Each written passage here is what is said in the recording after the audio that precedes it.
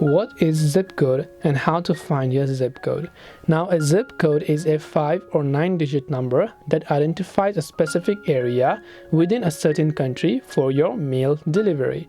The term zip code is an Americanism that stands for Z, which is 1, and I, which is improvement, and P, which is program. So zone improvement program is called zip code. Now, to find your zip code, first of all, you can just turn on your own location. Now, if you know the city that you live in, you can just search for that particular city zip code on your browser. But in this case, you can just type in find my zip code on your browser. Go to the first link from map developers that says what is my zip code.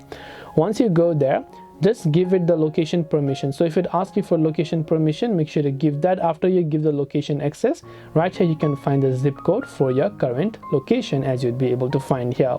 Or you can also turn on GPS. So this way you'll be able to find your zip code and define what is zip code as well.